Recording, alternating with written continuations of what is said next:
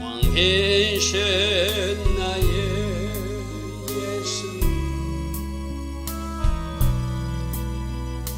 내가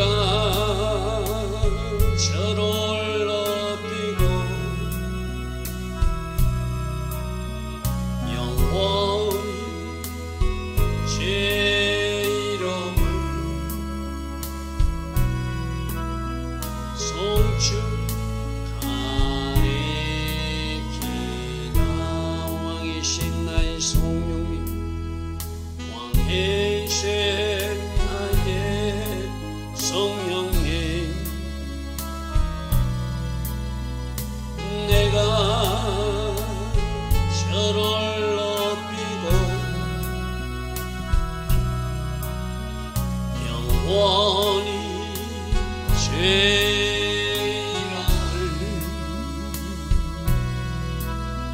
송축하리이다.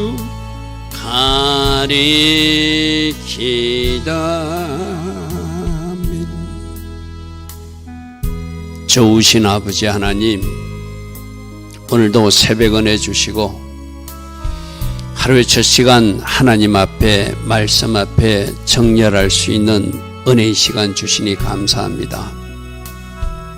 날마다의 시작 시간에 말씀으로 내 자신을 무장하고 늘 하나님 앞에서의 삶을 결단하는 이 새벽제단, 우리에게 하나님 주신 선물인 줄 믿습니다. 새벽에 하나님 앞에 선 이 모습이 오늘 우리 삶으로 잘 연결되게 하시고 올 하루의 삶에서 선택과 모든 결정이 하나님 기뻐하신 선택과 결정으로 이어질 수 있도록 성령 하나님 우리를 인도하시고 우리를 도와주시옵소서. 오늘도 하나님 디자인하시고 계획하신 그 하루로 우리 모두를 인도하여 주실 줄 믿사옵고, 예수와 하마시아 그 복되고 아름다운 이름으로 기도드리옵나이다. 아멘. 오늘도 새벽에 일어나 하나님을 예배하는 여러분들 축복합니다. 우리는 지금 의인과 악인, 어리석은 자와 지혜로운 사람 20번째 시간, 그러니까 지난 6월 1일부터 오늘까지 계속 이 말씀을 듣고 있어요. 그렇죠? 그래서 어떻게 사는 것이 하나님 기뻐하신 의인의 삶인가? 어떤 것을 하나님이 미워하시고 싫어하시는가? 말씀에서 계속 반복적으로 말하고 있습니다. 자, 오늘도 잠언서 19장 1절부터 보겠습니다. 잠언서 19장 1절. 가난하여도 성실하게 행하는 자, 하나님 앞에 올바른 삶을 사는 자를 말하겠죠. 우리가 주일날 살펴봤던 부자와 나사로에서 가난하고 병들었지만 하나님을 소망하고 하나님 의지하며 하나님 안에서 살기로 결단했던 그 나사로, 바로 죽어서 나그네 있는 아브람 품에 안기는 모습을 보았어요. 그죠? 그러나 이 세상에서는 많은 것을 가졌지만, 부자로 살았지만 자기 집 앞에 있는 그 거지 나사로조차 도와주지 못하는 그런 탐욕적인 이기적 삶을 살았던 그는 지옥에 떨어진 모습을 우리는 누가복음 16장에서 확인했어요. 바로 그 말입니다. 가난하여도 성실하게 행하는 자는 입술이 패역하고 미련한 자보다 낫다. 잠언서 28장 6절에는 가난하여서 성실히 행하는 자가 부유하면서 굳게 행하는 자보다 낫다. 마지막 성공이 뭐라고 그랬죠? 바로 천국에 입성한 자가 진짜 성공이라고 그랬어요. 그죠? 한 나라의 대통령을 할지라도, 한 나라의 최고 부자가 될지라도 천국에 들어가지 못하는 사람 같으면 그 사람은 망한 사람이고 실패한 사람이죠. 그죠? 그래서 말씀이 뭐가 정답인가? 채소만 먹고 한몫한 것이 살찐소를 먹으며 서로 다투는 것보다 낫다. 그럼 말씀은 이것이 더 가치 있는 일이다. 그래서 우리는 말씀 정답을 쫓아가야 돼요. 세상에서 말하는 성공, 부자, 그거 쫓아가면 우리가 뭔가 어수선하고 혼란스럽게 되죠. 비록 가난하여도 하나님 앞에 성실하게 행한 자가 부유하면서 그 인생을 불의하게 거짓되게 불의하게 산 자보다 낫다. 왜? 마지막 심판의 장소에 들어가는 자가 저 부유하면서 굽은 자이고, 즉 입술이 패역하고 미련한 자이고, 가난했지만 하나님 울타리 안에서 살았고 천국을 소망해서 살았던 나사로 같은 사람은 바로 낙원에 입성한 그 아름다운 모습을 보았으니까 우리가 그것이 더 낫다. 근데 그때 우리는 어떻게 들었죠? 그렇게 가난하게 사는 것도 하나님 자녀로서 온전한 복을 누리는 것은 아니라고 그래서 그죠? 십자가에서 이루신 그 공로가 여러 가지 질병 치유와 가난의 저주를 끊어주는 것과 또 죄를 용서해 주는 것, 우리 주님이 스스로 가난하게 되시는 너희들 자신을 부욕해 하려 하심이리라. 하나님 기뻐하신 자에게는 죄인으로 싹게 하시고 후불어서 하나님 기뻐하신 자에게 주시는 분이 하나님이시다.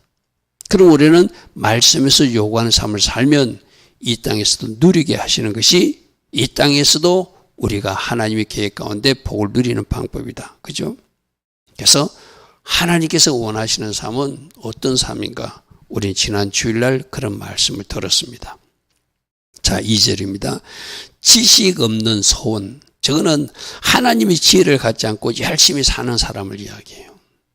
열심히 사는 게 다 좋은 거예요. 내가 그랬잖아요. 가치 있는 곳에 열심을 내야 되고 가치 있는 곳에 내 자신을 던져야지 그 사람이 뭔가 제대로 된 사람이지, 쓸데없이 세상적으로 열심히 쫓아다니는 거, 하나님 기뻐하지 않는 일에 열심을 내고 땀을 뻘뻘 흘리는 거, 그거는 뭐 하는 것이죠? 죄를 쌓는 것이고 심판받을 일만 하는 거니까 저 지식 없는 소원 열심은 선하지 못하다. 저거는 아주 미련한 짓이다. 그래서 세 번 여기는 지식 없은 열심은 좋은 것이라 할 수 없다. 그래서 무조건 열심히 한다고 좋은 것이 아니라 하나님의 지혜로, 하늘의 지혜로 하나님 주신 말씀 안에서 하나님 기뻐하시는 것을 열심히 행하는 것.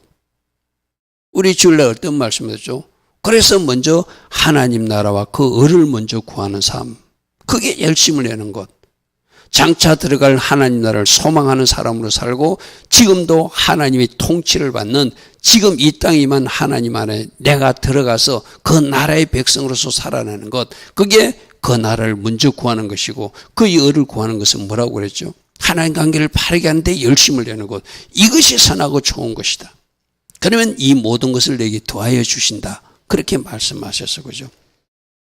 그래서 지식 없는 열심, 하늘이 지혜가 없이 세상적으로 뭔가 분주한 것, 바쁜 것, 분주하다고 다 좋은 것이 아니라, 바쁘다고 다 좋은 것이 아니라 어쩌면 사단에게 쏘아서 우리들이 시간을 낭비하고 하나님 기뻐하신 시간을 사단에게 빼앗기는 사람도 있을 수 있다.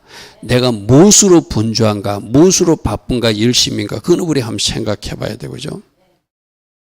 그래서 발이 급한 사람, 너무 서둘러도 발을 헛디디게 되어서, 그래서 여러분들이 어떤 일을 조급하게 결정하는 것, 이거 뭐 내가 생각하는 거예요. 하나님이 그 일을 기뻐하셨을까? 지금 내가 하고 있는 어떤 일을. 그래서 발이 급한 사람은 하늘의 지혜가 없이, 하늘의 지식이 없이, 하나님의 음성도 듣지 않고 내가 움직이는 것은 잘못 갈 수 있다는 거예요. 그죠? 그래서 좀 더디더라도 하나님께 묻고 하늘의 지혜로 내가 열심히 사는 것, 그것이 하나님 기뻐하신 삶의 모습이라는 거예요. 자, 3절입니다. 사람이 미련함으로 자기 길을 굳게 하고. 자, 이게 미련한 사람들의 특징이거든. 자기가 잘못해놓고 이 말이에요. 자기가 잘못해놓고 원망은 누구에게 원망한다? 하나님 앞에 원망한다는 거예요. 여러분, 아담과 하와가 선악과 따먹고 나서 하나님이 아담아 참하니까 숨었잖아요. 그죠? 그리고 나중에 아담이 뭐라고 변명했죠? 하나님이 주신 저 여자 때문에. 그 두 가지요. 하나님 잘못이고 저 여자 잘못이라고. 자기 잘못은, 자기가 하나님 음성을 들었으면, 너 지금 먹지 말라고 직접 들었으면 자기 부인이 먹자 해도 못 먹게 하고 나는 안 먹는다 버텨야 되잖아요. 그죠? 그래놓고 뭐라고 그러죠? 자기가 미련하게 선악과 따먹어놓고 하나님이 주신 저 여자 때문에 내가 먹었습니다. 사람, 미련한 사람들 항상 변명해요. 자기 잘못을 인정하는 것이 아니라 사람이 미련함으로 자기가 잘못해놓고 자기 글을 굳게 해놓고 마음으로 하나님을 원망하는 사람, 이게 미련한 사람의 특징이에요. 하늘이 지혜가 있는 사람은 어떠죠? 자기가 잘못했을 때는 즉시로 회개하고 하나님 잘못했습니다. 그것을 인정하고 제자리로 돌려놓는 사람이 하나님 기뻐하신 사람이죠. 그죠? 여러분, 아담이 하나님 앞에 범죄하고 어떻게 했죠? 하나님 앞에 낯을 피했다고 그래서 하나님 앞에 숨어버렸다고 그래서 그죠? 그런 사람들이 예배도 안 나와요. 신앙생활도 하다가 멈춰버려. 자기가 잘못해놓고 누구 탓을 하는 모습이 바로 미련한 사람들의 특징이라는 것이죠. 자, 4절입니다. 재물은 많은 친구를 더하게 하나 가난한 자 친구가 끊어진다. 자, 저거는 진짜 친구가 아니죠. 진짜 친구는 가난해도 친구여야 되고 그 사람이 없어도 옆에서 도와줄 수 있는 사람이 진짜 친구죠. 그죠? 우리 잠언서 17장 17절에 친구는 사랑이 끊어지지 않는다. 위급할 때, 도움이 필요할 때 도와주는 사람이 친구라고 그래서 그죠? 형제도 혈육도 위급할 때 도와주기는 사람이 진짜 혈육이라고 그래서 그죠? 그러니까 저기서 재물이 많은 친구를 더하게 하는 것은 저 돈 있다고 부자라고 붙는 친구는 가짜 친구죠. 그죠? 쉽게 말해서. 진짜 친구가 아닐 수 있죠. 가난하다고 친구가 도망간다면 그 친구는 아닐 수 있죠. 그죠? 그게 내 주변에 우리 앞에 저 말씀 17장 10절에서 나는 누군가에게 저런 친구가 되어 있는가 또 내 주변에는 저런 친구들이 있는가 우리 한번 살펴보자고 그래서 그죠? 잠언서 14장에서 어떻게 되죠? 이웃을 업신 여기는 자, 즉 가난하다고 이웃을 업신 여기거나 멸시한 자는 죄를 범하는 자요. 빈곤한 자를 가난하다고 불쌍히 여기서 도와주는 사람이 복 있는 사람이다. 할렐루야 아멘. 그러니까 돈 보고 쫓아하는 사람은 그 사람들은 친구 아니에요. 실상. 그죠? 어떤 자기 유익을 위해서 달려오는 어떤 그런 다른 욕심으로 붙어있는 사람은 그건 친구라 할 수 없죠. 자칭 친구라 할지 모르지만 앞에도 말잖아요. 그런 친구들은 나중에 그 친구들 때문에 내가 해를 입게 된다고 그랬죠. 그죠? 진짜 친구는 필요할 때, 위급할 때, 도움이 필요할 때 도와줄 수 있는 친구가 과연 진짜 친구겠죠. 그죠? 그래서 우리가 뭔가 좀 가난하다고 없다고 우리들이 태도가 잘못되면은 그를 지으신 하나님을 멸시한 것이라고 우리는 분명히 배웠어요. 그죠? 그러니까 우리들의 태도가 그 사람이 물질과 그 사람이 어떤 상태와 관계없이 친구이기 때문에 사랑하고 친구이기 때문에 내가 도와주고 그것이 진짜 친구죠. 그죠? 그래서 제 앞에 재물이 많다고 모이드는 친구, 가난하다고 도망가는 친구, 저는 가짜 친구라는 것이죠. 5절 거짓 정의는 벌을 면치 못할 것이요 거짓말을 하는 자도 이 벌을 피하지 못할 것이다. 여러분 출애굽기 20장 16절에 내 이웃에 대하여 거짓 증거하지 마라. 저기 제 9계명이에요. 그죠? 10계명 중에 거짓 증거에 대해서 나와요. 그죠? 그래서 우리는 내가 혹이라도 거짓말을 하고 있다면 우리 아이들하고 우리 학생들하고 화요일날 공부할 때 그 좋은 거짓말, 선한 거짓말에 대한 진물이 나왔어요. 자, 그것도 우리가 할 수만 있다면 일체의 거짓은 다 버리는 게 좋겠죠. 그죠? 일체의 거짓. 왜? 거짓의 뿌리가 어디서 나왔으니까? 거짓의 아비는 사단이니까. 하나의 거짓말을 위해서 또 다른 거짓말을 만들어내야 되는 것은 그리고 우리가 좋은 모습이 아니니까. 그죠? 그래서 할 수만 있다면 하얀 거짓말도 하지 마라. 하얀 거짓말도 하지 마라. 그래서 그 거짓말하는 초점이 내 자신의 어떤 유익을 위해서 거짓말하는 것인가, 누군가의 허물을 덮어주고 누군가를 도와주기 위해서 하는 거짓말인가, 그는 그 중심을 하나님이 보시겠죠. 그죠? 그러나 거짓 정의는 벌을 면치 못할 것이다. 거짓말하는 자는 피하지 못할 것이다. 그래서 내 이웃에 대해서 거짓 증거하지 마라. 저게 10계명 중에 하나라는 것이죠. 거짓말, 살인하는 자, 욕심 부리는 자, 다 사단이 주는 어떤 나쁜 것이라고 그랬어요. 그죠? 자, 6절. 너그러운 사람에게는 은혜를 구하는 자가 많고, 즉은 너그러운 좀 높은 사람, 근데 간대하고 아량을 베푸는 사람은 많은 사람이 찾아가서 은혜를 구한다는 거예요. 또 선물 주기를 좋아하는 자에게는 사람마다 친구가 된다. 자, 저것도 우리가 잘 생각해 봐야 돼. 저 너그러운 사람에게 내 자신의 유익과 사심을 위해서 접근한다면 그 동기가 좀 잘못됐겠죠. 저 선물도 진짜 내가 감사하는 마음으로 뭔가 하나님이 영광을 위해서 복음 전파를 위해서 전한 선물이 있고 저 선물이 뇌물성 선물도 있겠죠. 그죠?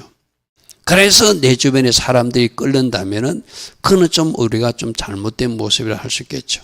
우리 잠언서 18장에 사람의 선물은 그의 길을 넓게 하고 존귀한 자 앞으로 인도한다. 지금 좋은 의미 선물이라고 그래서 그죠?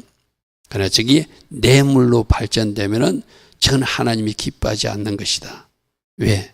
자기 목적을 위해서 어떤 물질을 사용해 가지고 판결을 굳게 하거나 자기의 어떤 자리를 자기가 차지하기 위해서 그렇게 한다면 그는 선물이 아니라 뇌물이기 때문이죠. 자, 7절입니다. 가난한 자는 그의 형제들에게도 미움을 받는다. 자, 이거 우리 잘 생각해 봐야 돼요. 그죠? 아까 가난하다고 멸시하면 그를 지으신 하나님을 멸시하는 거라고 그랬어요. 그죠? 여기서 형제들은 가족들, 친척들은 자기 형제 자매를 말하거든. 물질적으로 어려운 사람들은 그 형제들에게도 미움을 받거든. 하물며 친구야 그를 멀리하지 않겠냐. 근데 성경은 이것이 잘못됐다고 잠언서 17장 17절 말했어요. 그죠? 진짜 친구는 그가 필요할 때 도와준 사람이 진짜 친구고 진짜 혈육과 형제도 그가 필요할 때 도와줄 수 있는 형제가 진짜 형제다. 그래서 가난한 자는 그의 형제에도 미움을 받는 것, 친구가 가난하다고 또 미움을 받는 것, 이거 하나님 보시기 옳지 않다는 것을 지금 이야기하는 것이죠. 따라가며 말하라 할지라도 그들이 없어지고 사라진다. 이제 우리가 제 7절처럼 혹시 사는 사람은 아닌지는 늘 말씀에 살펴봐야 되겠죠. 내가 있는 사람이라고 가까이 하고 없는 사람 멀리하면 그거는 진짜 혈육도 아니고 친구도 아니죠. 그죠? 그 모습을 누가 보신다? 하나님이 보신다. 하나님이 그 모습을 기뻐하지 않는다고 그랬어요. 여러분, 우리가 내일 살펴보겠지만 17장 말씀 먼저 한번 볼까요? 가난한 자를 불쌍히 여기는 자는 가난하다고 불쌍해서 내가 그 사람에게 구워줬어요. 그러면 그거는 여호와께 구워주는 거래. 하나님께 빌려주면 하나님은 반드시 하나님의 방법으로 보상해 주겠죠. 그죠? 이게 성경이거든요. 그리고 가난한 자를 불쌍히 여기는 것이 여호와 하나님을 공경하는 거라고 그래서 그죠? 그런데 혈육인데 형제인데 내가 그들에게 뭔가 멀리하거나 하나님 기뻐하지 않는 행동을 하면 하나님을 멸시하는 것이고 하나님이 기뻐하지 않는 것이다. 그 반대편이라 하나님을 공경하지 않는 모습이란 거죠. 내일 살펴보면 가난한 자를 불쌍히 여기는 것은 여호와께 구워드리는 거예요. 이걸 말씀으로 믿는 사람은 얼마든지 손을 펼 수 있죠. 여러분 하나님 앞에 구워주는데 하나님이 그거 안 갚으시겠어요. 그죠?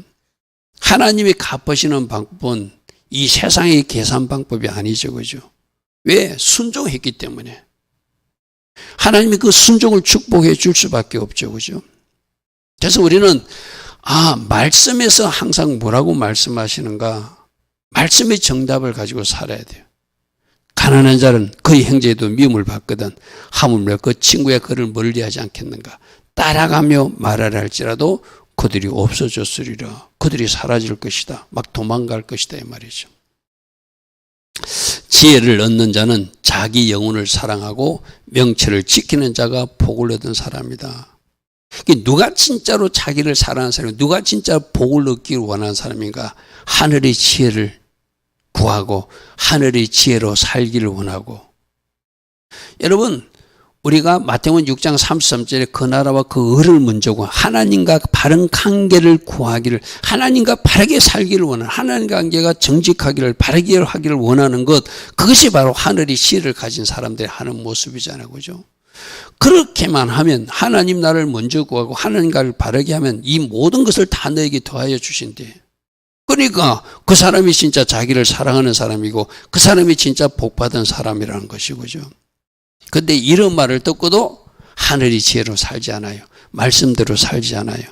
내 기준으로 살아요. 내 소견으로 살아요. 그러면서 우리는 하나님이 나를 축복해 주지 않는다고 말하거든요. 말씀으로 돌아가면 하나님은 우리에게 복을 주십니다. 내가 부자와 나사로 이야기할 때도 얘기했잖아요. 하나님의 본심은 우리가 이 땅에서 누리고 이 땅에서 하나님께 영광이 되는 삶을 살고 그것으로 사명도 감당하다가 천국 오기를 원하는 삶이라고 그래서 그죠. 부자 나사로에서 그 나사로처럼 가난하게 살다가 뭔가 없이 살다가 겨우 천국만 입성하는 그런 사람으로 오라는 것이 아니라고 그래서 그죠. 그럼 어떻게 말씀대로 살면 하나님이 복을 주신다. 나가도 복을 주고 들어와도 복을 주신다. 숨겨진 보화도 주시고 은닉된 재물도 떠오르게 하신다. 하나님 기뻐하신 자에게 죄인들이 쌓아 놓았던 그 재물들을 후풀어 주시기도 하신다. 할렐루야 아멘. 지혜를 얻는 자, 하나님의 말씀을 내 것으로 가지고 그 명철 말씀을 지키는 자가 결국 복을 얻는 사람이고 진짜로 자기를 사랑하는 사람이라는 거예요. 자, 9절 앞에서 나왔던 똑같은 말입니다. 거짓 증인 벌을 면치 못할 것이다. 거짓말을 뱉는 자는 망할 것이다. 나중에 계시록에 천국에 들어오지 못하는 사람이 거짓말하는 자가 있어요. 그죠?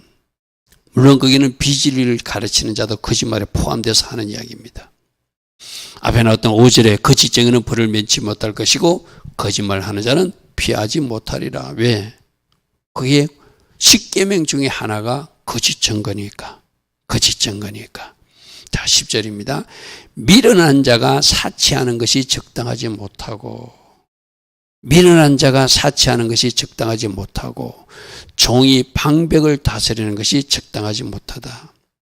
이런 거예요. 준비되지 않는 사람. 즉 미련한 자는 하늘의 지혜를 가진 사람이 어떤 물질을 가져야지 그 물질을 제대로 사용하겠죠. 지금 미련한 자는 하나님 주신 물질을 제대로 사용하지 않고 사치, 허랑방탕한 데 쓰니까 그 모습이 계기에 어울리지 않고 하나님 뜻에도 합당하지 않다는 거예요. 그래서 분수에 넘치는 재물과 분수에 넘치는 지혜는 그것을 잘못 사용해. 준비되지 않는 사람은 잘못 사용하거든요. 그래서 여러분 물질도 제대로 된 사람에게 가야지 하나님 목적으로 흘러가고 제대로 된 목적으로 사용해야지 줘야지 그 물질을 제대로 사용하게 되거든요. 자리도 마찬가지예요. 리더가 하나님 보시기에 리더십도 있고 아름다운 리더십으로 그 공동체를 운영할 사람에게 리더의 자리를 줘야지 그 공동체가 아름답지 이상한 사람이 리더가 되어버리면 그 나라도 그 공동체도 이상한 방향으로 흘러가잖아요. 그죠? 바로 그 말이에요. 분수에 넘치는 격에 맞지 않는 재물과 지혜는 그것을 잘못 사용함으로 그 사람에게도 공동체에게도 해가 된다. 그런 말이에요. 미련한 자가 사치하는 것이 적당하지 못하다. 왜? 저 사람은 하늘의 지혜가 없기 때문에 그 물질을 사치에 쓴다는 거 쉽게 말해서 그죠. 그 어울리지 않. 자기는 뭐 화장을 하고 자기는 뭐 좋은 옷을 입고 자기는 어떻게 뭔가 이렇게 좋은 차를 타고 다니는지 모르지만 하나님 보실 때 아니라는 거예요. 내가 너에게 그 물질을 그렇게 쓰라고 주는 것이 아니라는 거예요. 저 정도 방백을 다스린다는 것은 자기가 어떤 준비되지 않는 사람이 어떤 높은 지에 올라가 가지고 그 지도자 역할을 하면은 그 공동체를 이상한 방향으로 끌고 가겠죠. 그죠? 그러므로 우리는 하늘의 지혜로 준비되어서 여러분들 쓰고 싶어서 훈련도 시키고 연단도 시키거든요. 내가 잘 준비되어서 하나님이 쓰시고자 할 때 여러분이 물질을 주면 하나님 기뻐하신 거로 물질도 흘려보내고 여러분을 쓰시고자 할 때 어떤 리더의 자리에 앉히면 그 리더의 자리에서 리더십을 발휘해가지고 하나님께 영광 돌리는 아름다운 공동체 리더가 될 수 있겠죠. 자, 11절입니다. 노하기를 터디하는 것이 사람의 설기요. 사람의 석이요 허물을 용서해 주는 것이 자기 영광이니라. 여러분 우리 마태복음에 다른 사람이 죄를 용서해 줘야 하나님이 우리 죄를 용서해 주신다고 그랬어요. 그죠? 그래서 빌립보서에서 사도 바울은 이렇게 말해. 너희 간용을 모든 사람들에게 너희들이 용납할 거 용서할 거 해주라는 거예요. 왜? 주님이 곧 오신다는 거예요. 주님이 곧 오시면 여러분 우리 마태복음 6장에 분명히 그런 말씀이 있잖아요. 그죠? 네가 용서해 줘야 하나님이 용서해 준다. 나중에 너희들이 용서해 주지 않으면 공의롭는 심판이 임할 것이다. 무슨 말씀이잖아요. 그죠? 주님이 곧 오시니까 발발이 풀고 용서할 거 용서하고 모든 간증을 모든 사람들에게 알게 하라. 허물을 용서하는 것이 결국 자기 영광이 될 것이다. 그러므로 화날 일이 있느냐 뭔가 억울한 일이 있느냐 용납하고 용서해서 그것을 다 이렇게 용서해 주면 결국 주님이 오셨을 때 우리 잘못도 용서해 주시겠다는 거예요. 그죠? 근데 나는 하나님부터 용서는 받고 싶으면서 누군가를 용서치 못하는 것. 제가 용서에 대해서 여러 번 말씀드렸죠. 여러분들이 용서하라는 것은 여러분 자신을 살리기 위한 거라고 그랬어요. 그죠? 내가 누군가를 용서치 못할 때는 내 속에 칼을 하나 품고 사는 것과 똑같다고 그랬어요. 그 사건만 생각하면 그 사람만 생각하면 그 칼이 나를 찌르는 거예요. 그 상처난 그 부분에 악한 것들이 장난을 치거든요. 거기에 썬뿌리가 되고 그것이 뭔가 나에게 나쁜 영향을 줘서 영적으로 나를 방해하게 되거든요. 그러므로 지금도 혹시 여러분이 누군가를 용서치 못하는 사람이 기억나거든 일방적으로 용서하십시오. 그 사람의 상태와 관계없이. 그것이 바로 여러분 자신을 위하는 것이다. 모든 간증을 너희 간증을 모든 사람들에게 알게 하라. 주께서 오시는 그날이 가깝다. 할렐루야 아멘. 자 12절 왕의 노함은 사자가 막 울부짖을 때 막 날카롭게 덤벼들 것 같이 부르짖는 거 이게 왕이 진노하실 때의 모습이라는 거예요. 그런데 그의 은택은 풀이 있을 것처럼 그러니까 왕이 그날에 은혜를 베푸는 왕의 자리에 있는가 왕이 진노할 일을 하는가 그 백성들이 어떻게 하나 돼서 왕이 진노할 수도 있고 마치 하늘에서 내린 비처럼 은혜의 비를 내리는 왕의 역할을 할 수 있다는 거예요. 즉 우리에게 적용하면 뭐죠? 우리가 이 땅이 대한민국이 왕이신 하나님을 진노케 하는 일을 하고 있는 일은 뭔가? 우리가 하나님을 기쁘시게 하면 이 땅을 하나님의 은혜의 비로 흡족히 적셔줄 것인데 이스라엘 백성들 보면 두 가지 선택이잖아요. 하나님의 본심은 그 땅의 복되게 하고 그들에게 주신 그 가나안 땅에서 그들이 제사장 나라로서 제사장 국가로서 아름답게 그 사명을 감당하면서 그들이 하나님의 영광을 드러내는 그런 나라로 살기를 원했잖아요.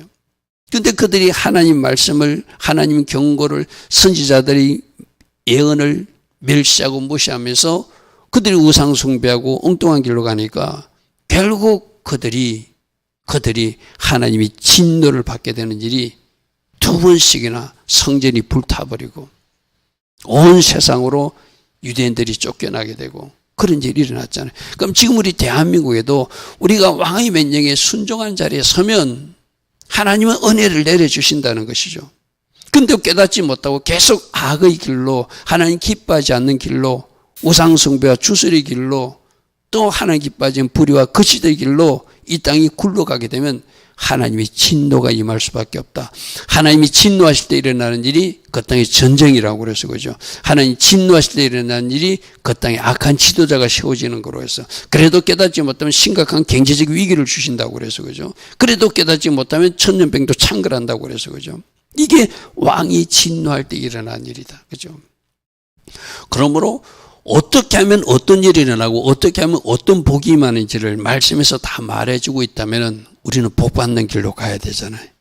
이제라도 왕의 진노를 풀어드리기 위해서 회개해야 되고 이제부터 하나님의 은혜의 비가 이 땅에 내리게 하기 위해서 순종의 자리에 서야 되는 것. 이것이 우리가 계속 새벽마다 지금 듣고 있는 말씀입니다.